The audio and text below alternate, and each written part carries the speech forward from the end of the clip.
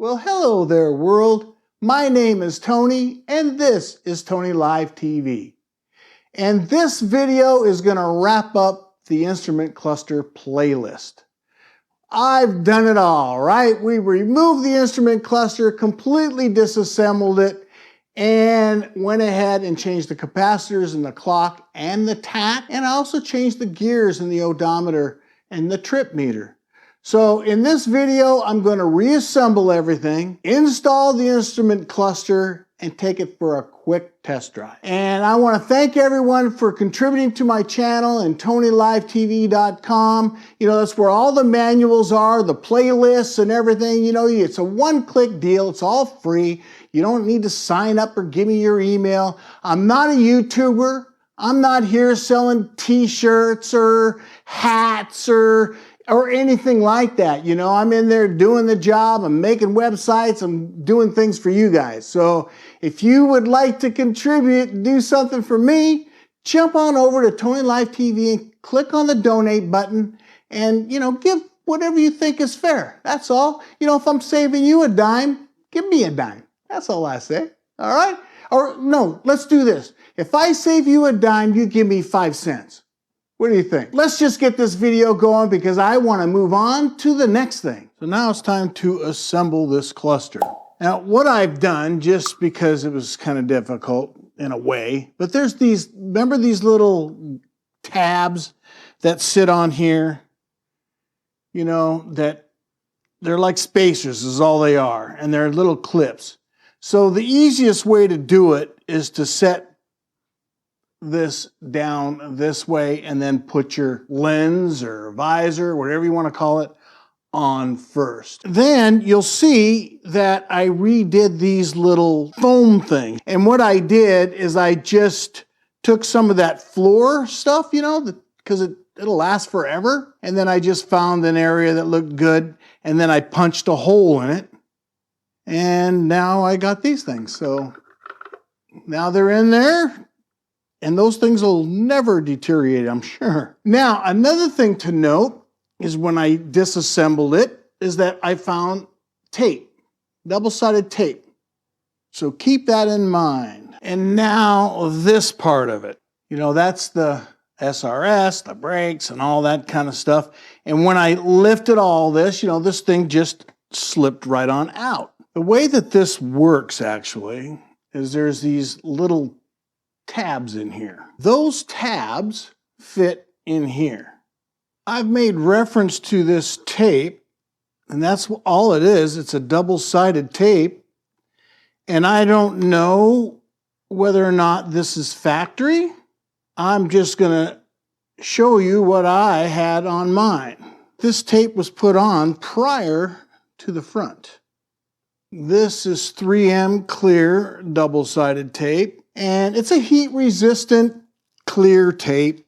I'll put a link in the description. I'm going to try to put the tape on like they did. So I'm just going to stick it on there.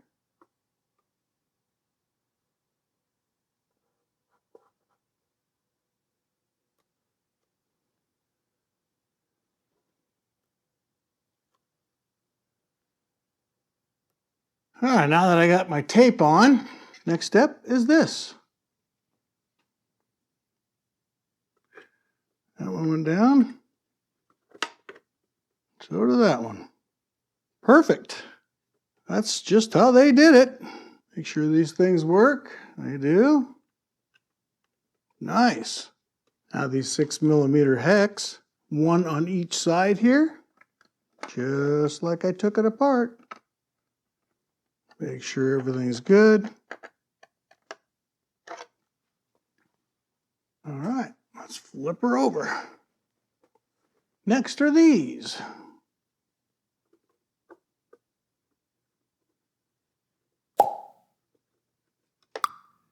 When you get them in, they'll snap in place. Just like that.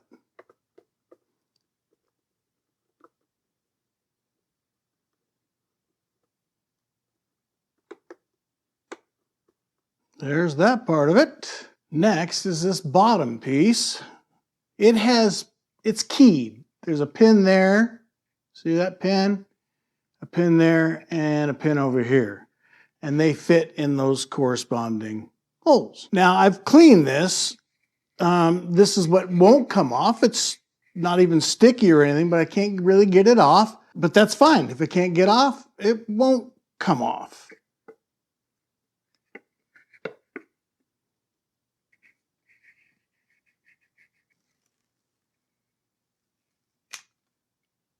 Now I want to line all these up.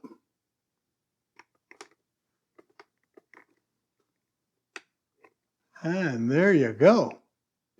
We'll start with the tack and clock. And really, it's just lining up that little pin and that little hole down there. And then there's two little pins. There's a little pin here that clicks, and there's one right here that clicks. That's when you know you've got it in. One goes here, here, here, and here. 6 millimeter, just like everything. I'll back that out. There it is. Yeah, you really need to make sure getting those same holes as you got in there before, right? And again, I'm not going to crank on anything. Let's see what that looks like. Oh, nice. Moving on. The oil pressure gauge, the economy gauge, the fuel gauge. So what I've done before, when I took it all apart, is I cleaned every one of these contacts on the top here, and I changed all the bulbs. And if you guys want more information on all the bulbs and all that kind of stuff, see that first video where I remove and dismantle this cluster. So basically, all you do is just drop this thing in, just like before. It's also keyed right here and right there.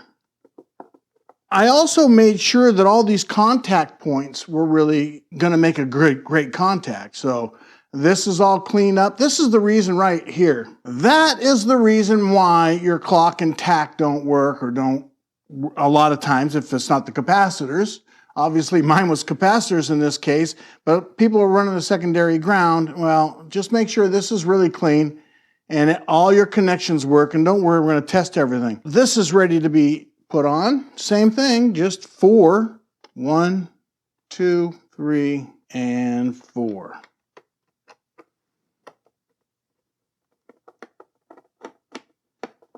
Just like we took it off, really.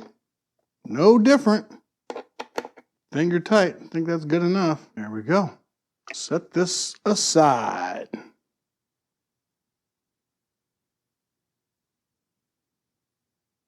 So there's my star washer. And I'll just lift that up and get it right in between these two. There's number 1. Same thing, number 2.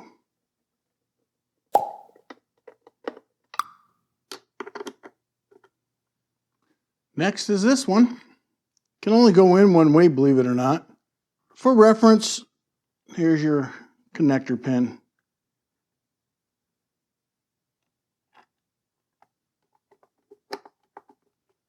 You'll notice I have all these stickers back on. This one, that one. I glued it on with some clear glue. You can see right here too. I even put that one back on, so... Oh no, that went right down. Right down. There we go.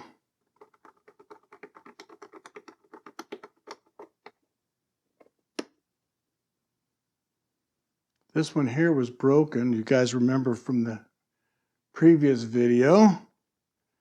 I think it's best to not put that in there at all and having that break. Now that I have it assembled, let's just do a couple of small tests. To begin with, let's check that ground, right? Isn't that your biggest concern? I'm going to test from here and test here. See that nice low resistance? Now this is grounded, and this cluster is grounded. And we've already tested all the electrical, or I have. Let's just test the clock for fun. Connect my 12 volt right here. To make it fun, let's connect this here. So my ground's here, My power is here. All right, she's running. So let's go ahead and prep for the install. All right, let's get this in here. Now we need to hook up these things. Make sure it's all the way up in there. There we go. Nice and tight.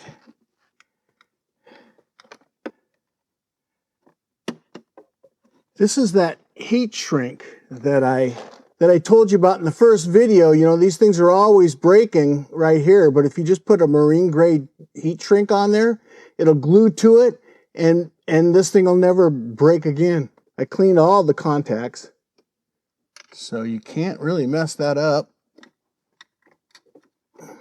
Right there, numbered. So one's already in there, right there. And then next to that is 3. And finally, 5. Just like that.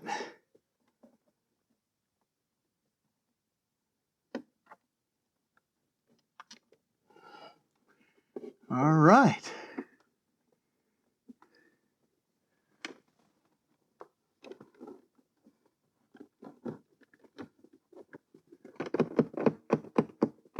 Wow, that's nice. That's got to be like factory, right? Wow. Beautiful. I've already done a video on the removal and installation of the steering wheel, so I'm not going to get into any detail whatsoever here, except that I'll mention that these had blue Loctite on them, and these still have blue Loctite on it. Confirm nothing's bound up or anything.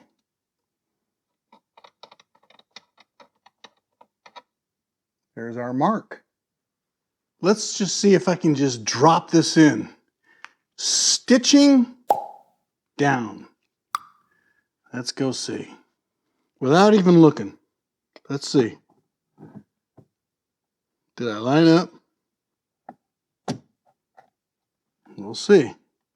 It popped in. Now let's take a close look. You can see that's right where it was originally. I mean, I don't know how I did that. Purely by accident. Just dropped it in and lined perfect. Let's put the nut on. 10 millimeter is the hex. And I'm using the old bolt because I don't know if my AC and all that stuff is great. I'm just going to put this on temporarily and just get everything tested, make sure everything works. And I do have a new bolt for that because this is a one-time use bolt.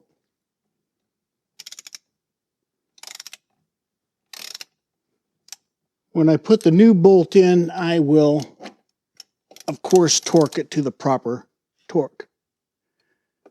Right now, I just want to get it tight. Good enough. It's not going to go anywhere.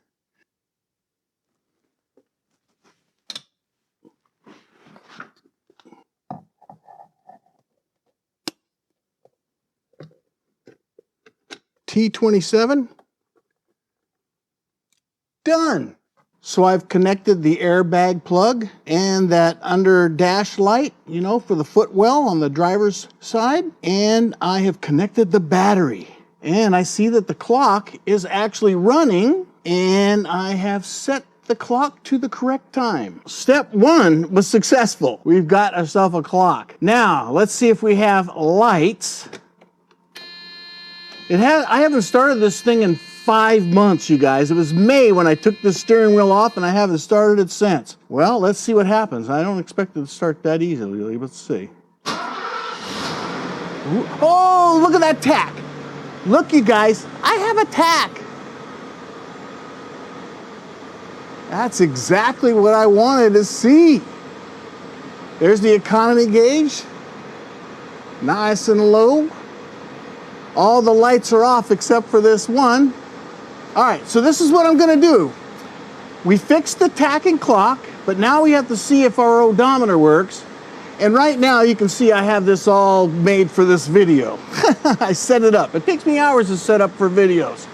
Which reminds me, don't forget to donate, you know? Donate to the channel. I have some things coming up and I'm gonna need some help. This is what I'm gonna do. I'm gonna go ahead and clear this stuff up and pull it out, and we'll take it for a ride and see if that thing changes. All right, it's gonna be hard for you to see what's going on there, but the tach is working just great. That bottom light right there, that's a coolant light. I thought that was the one next to it. I don't know why that's on now, because there's nothing changed there. It has all new sensors and all that, so I don't know. We're gonna be checking the odometer. All this works over here. So we're taking for a test drive, but I'll tell you, it's really smooth.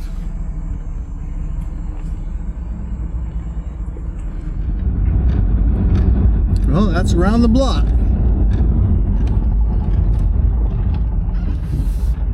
Well, that pretty much wraps up this series, the instrument cluster series. I achieved everything I wanted to do. We changed the capacitors in the clock and tach, and the clock and tach work. I changed the gears in the odometer and trip meter. It worked. Oh, that light on the dash, that is the coolant level sensor.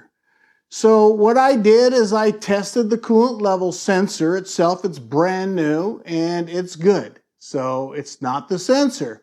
Then I jumped the wires, because that's all you have to do the way it works, and the light doesn't go off. That's what happens when you own a 1987 560 SL or 1987 anything, whether it has 1 mile on it or 250,000 miles on it. It's old, and so things happen. Now, who knows when I was underneath that dash, because I changed the vacuum actuator pods, you know, for the AC and HVAC system. I changed the expansion valve, so I was in there messing around, and who knows what I did. But it looks like the circuit is what's wrong, so I got to figure that out. Looks like I may have to pull the dash. I don't know. We'll have to see. Have to do the whole thing all over again. That's what you can expect if you're going to own an old car. You got to use them and drive them, and the second something happens to them, you got to jump on it, because they're going to fall apart pretty much before your eyes if you don't stay up on it. I have nothing more to say. I really don't. You know, it's a continuation. Right? It'll be a continuation forever and ever and ever. Well, not only will I wrap up this instrument cluster series right here, but I'm ready to wrap up this video. So you guys, you have a good weekend, and I'll catch you on the next one.